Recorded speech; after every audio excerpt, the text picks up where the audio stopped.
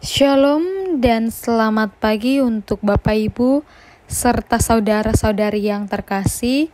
Di pagi hari ini kita patut mengucap syukur kepada Tuhan atas perkenaannya kepada kita, atas berkat-Nya di pagi hari ini yang masih kita rasakan.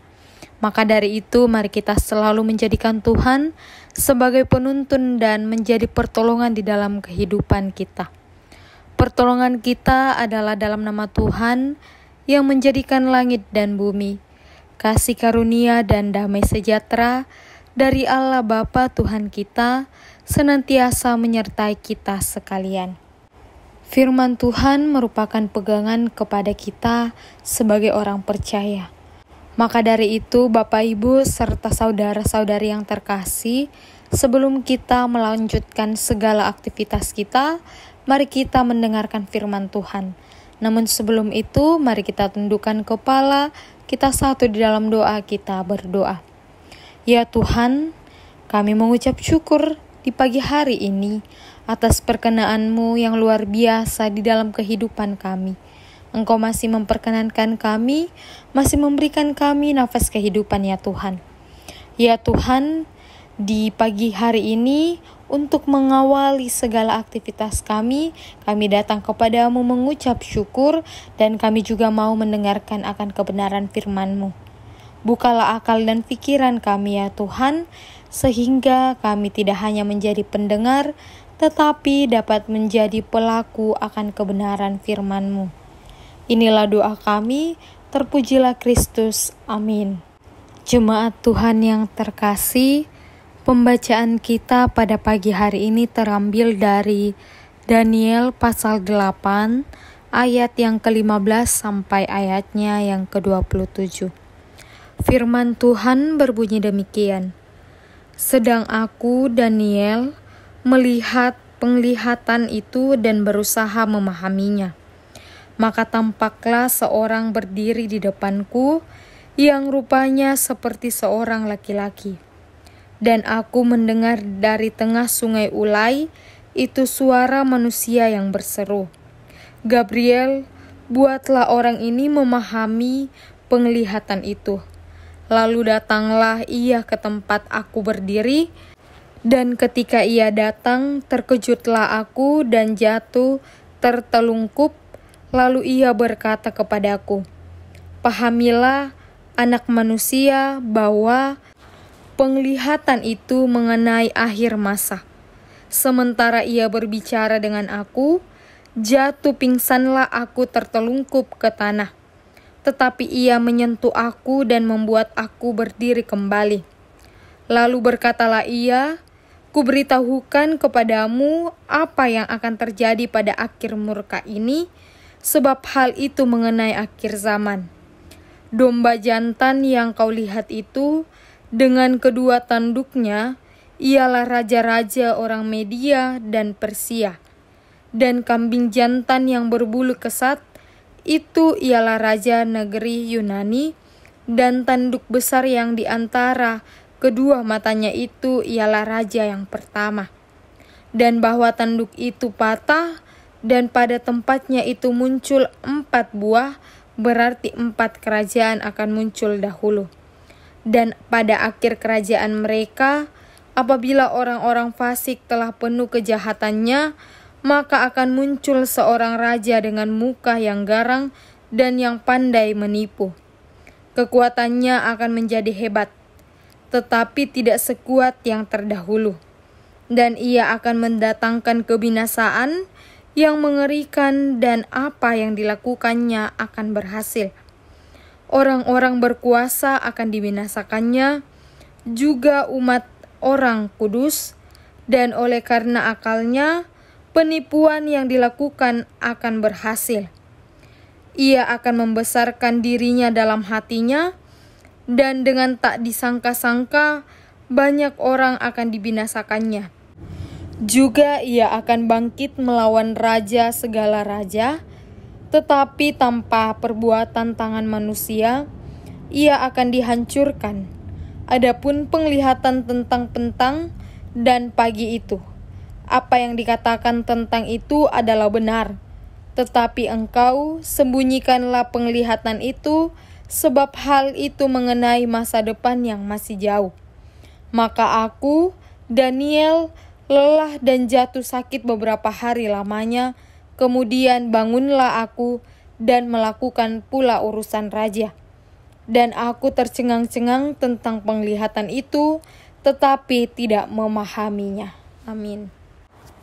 Bapak, Ibu, serta saudara-saudari yang terkasih, tema perenungan kita ialah kesia-siaan.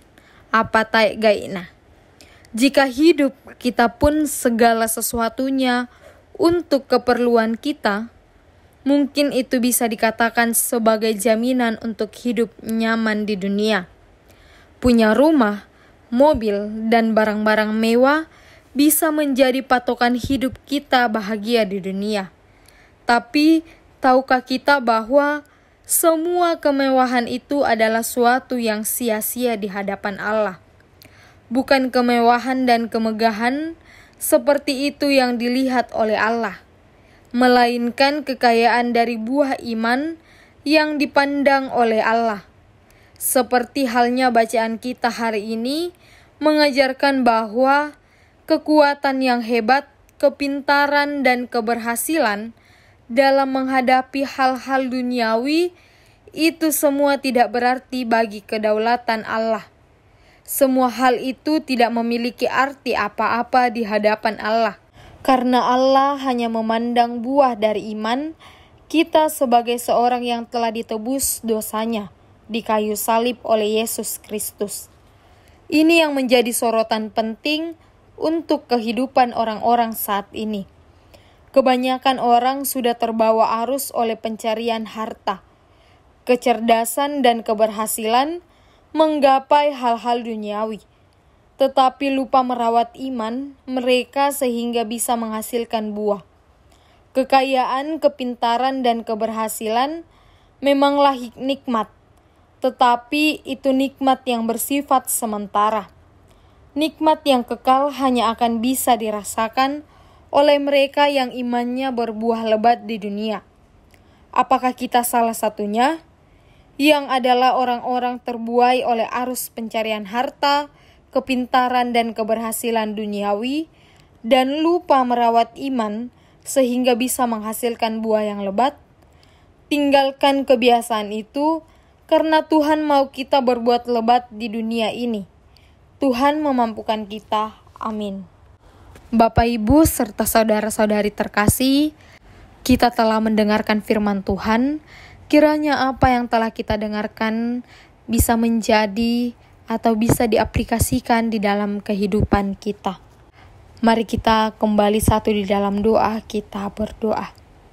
Kami mengucap syukur Tuhan atas firman-Mu yang masih boleh kami dengar pada saat ini. Ajarkan kami agar tidak hanya menjadi pendengar, tetapi dapat menjadi pelaku akan firman-Mu di dalam kehidupan kami, sehingga kami dapat berbuah baik sesuai dan seturut dengan kehendak-Mu. Ya Tuhan, kami datang mendoakan segenap jemaat-Mu dimanapun mereka berada. Engkau berkati mereka di dalam kehidupan mereka, di dalam rumah tangga mereka, di dalam pekerjaan mereka. Engkau senantiasa berikan hikmat, Engkau senantiasa berikan kesehatan, kekuatan untuk dapat menjalankan segala aktivitas mereka Tuhan. Yang dalam keadaan sakit, kami serahkan ke dalam tangan-Mu Tuhan. Biarlah Engkau yang akan merawat mereka melalui makanan atau minuman yang mereka konsumsi, agar dari dalamnya mereka dapat kesembuhan. Ya Tuhan, yang pada saat ini dalam sukacita atas bersyukur atas pertambahan usia atau bersyukur atas yang lainnya Tuhan, kami sama-sama datang mengucap syukur Tuhan. Terima kasih atas penyertaan-Mu. Engkau masih memberikan sukacita yang luar biasa di dalam kehidupan kami. Ya Tuhan, yang pada saat ini dalam pergumulan, kami pun juga menyerahkan ke dalam tangan-Mu. Kiranya Engkau yang senantiasa menjadi perisai di setiap pergumulan-pergumulan yang mereka rasakan. Ya Tuhan, orang tua kami yang pada saat ini di usia lanjut, kami juga serahkan semua ke dalam tangan-Mu. Engkau senantiasa memberikan kesehatan pula kepada mereka. Inilah doa kami Tuhan, tutup bungkus kami dengan kuasa Roh Kudus-Mu, selalu curahkan berkat-Mu di dalam kehidupan kami. Di dalam nama Tuhan Yesus Kristus, Tuhan dan Juru Selamat kami. Amin. Kepada kita hamba-hambanya yang selalu ingin menjadi pengikut-Nya yang setia, maka dari itu pergilah dan lakukanlah segala perintah-Nya di dalam kehidupan kita setiap saatnya, dan terimalah berkat Tuhan. Kiranya Allah mengasihani kita dan memberkati kita. Kiranya Ia menyinari kita dengan wajah-Nya. Amin. Selamat melanjutkan segala aktivitas kita. Tuhan Yesus menyertai kita. Shalom.